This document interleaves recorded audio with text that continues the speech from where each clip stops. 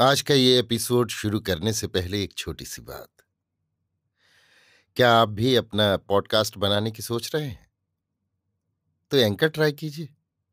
ये पॉडकास्ट बनाने का सबसे आसान तरीका है। नंबर एक, ये फ्री है। नंबर दो, इसमें कई सारे ऐसे टूल्स हैं जो आपको अपने फोन और कंप्यूटर पर रिकॉर्ड और एडिट करने की फैसिलिटी देते हैं। नंबर तीन, आप अपने पॉडकास्ट को डिस्ट्रीब्यूट भी कर सकते हैं, जिससे इसे स्पॉटिफाई और दूसरे प्लेटफॉर्म पर सुना जा सके।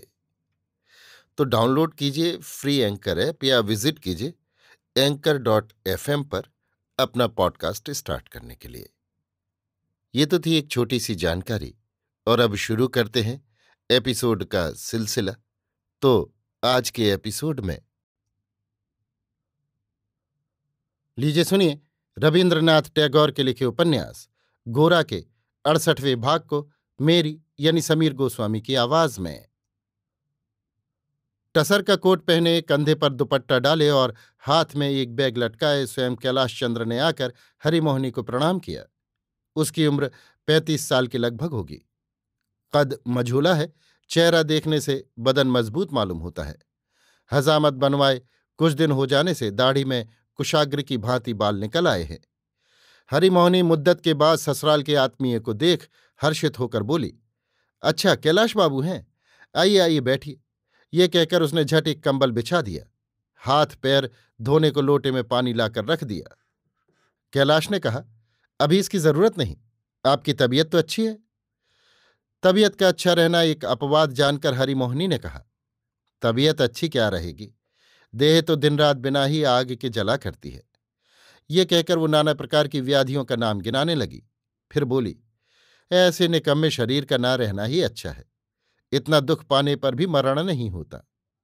जीवन के प्रति ऐसी उपेक्षा में कैलाश ने आपत्ति की और ये बातें बनाकर उसके हृदय को गदगद कर दिया कि यद्यपि बड़े भाई संसार में नहीं हैं, तथापि तुम्हारे रहने से हमें उनके ना रहने का दुख नहीं है। हम सब तुम्हारा पूरा भरोसा रखते हैं और प्रमाण में ये भी कहा, यही क्यों नहीं देखती कि आप यहाँ हैं, इसी से कलकत्ते आना हुआ, नहीं तो यहाँ खड़े होने को भी कहीं जगह न मिलती। घर और गांव का सब कुशल समाचार आद्योपांत सुनाकर कैलाश ने चारों ओर देखकर पूछा, मालूम होता है ये मकान उसी का है? हरिमोहिनी, हाँ। कैलाश, मकान पक्का है? हरिमोहिनी ने उसके उत्साह को बढ़ाकर कहा, पक्का क्या, बिल्कुल पक्का है।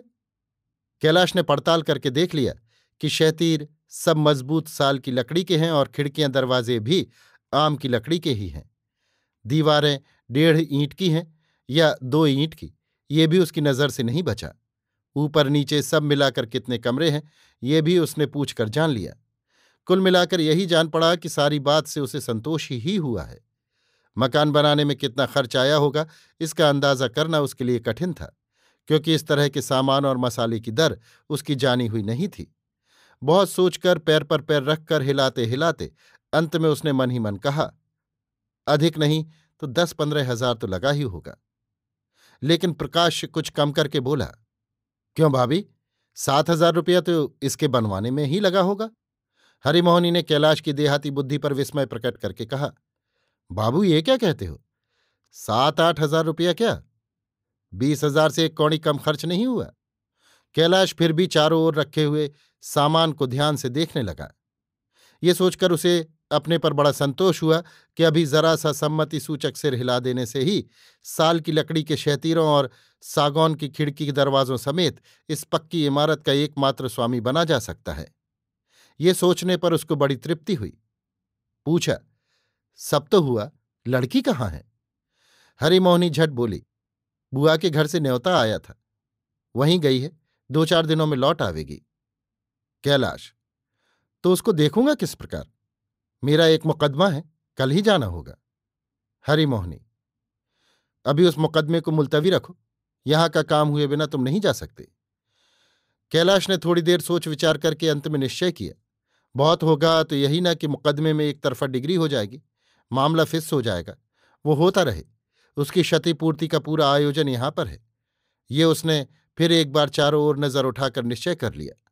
सहसा उसने देखा, हरिमोहिनी के पूजा के कमरे में एक कोने में थोड़ा सा पानी जमा था। इस कमरे से पानी की निकासी के लिए नाली नहीं थी। फिर भी हरिमोहिनी सर्वदा उसे धोती पहुंचती रहती थी, इसलिए कोने में जरा सा पानी अक्सर रह जाता था। कैलाश ने व्यस्त भाव से कहा, भाभी ये तो ठीक नहीं है। हरिमोहिनी ने पूछा, क्यों, क्या बात हुई? कैलाश बोला, वो जो वहां पर पानी इकट्ठा हो रहा है वो कभी नहीं होना चाहिए। हरिमोहिनी ने कहा, लेकिन क्या करूं देवर? नाना, ये नहीं चलेगा, इससे तो फर्श सील जाएगा। इसी से कह देता हूं भाभी, इस कमरे में पानी वानी गिराने से नहीं चलेगा। हरिमोहिनी चुप रह गई। तब कैलाश ने कन्या के रूप के बारे में जिज्ञासा की। हरिमोहिनी ने कहा, उसे तो देखने से ही जानोगे, पर तो भी मैं इतना कह सकती हूं कि तुम्हारे घर में ऐसी रूपवती बहू आज तक ना आई होगी। कैलाश, ये क्या कहती हो? हमारी मझली भाभी? हरिमोहिनी बोल उठी, कहाँ ये और कहाँ वो? तुम्हारी मझली भाभी क्या उसके सामने ठहर सकती हैं?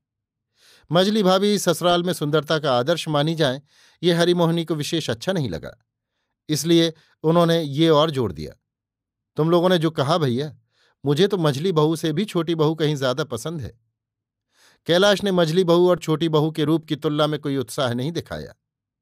वो मन ही मन किसी एक अदृश्य पूर्व मूर्ति की फूल की पंखुड़ी सी आंखों, बांसुरी सी नासिका और कमर पर झूलते हुए केशों की कल्पना में अपने को भरमा रहा था। हरिमोहिनी ने देखा, इस पक्ष की अवस्था आशाजनक है।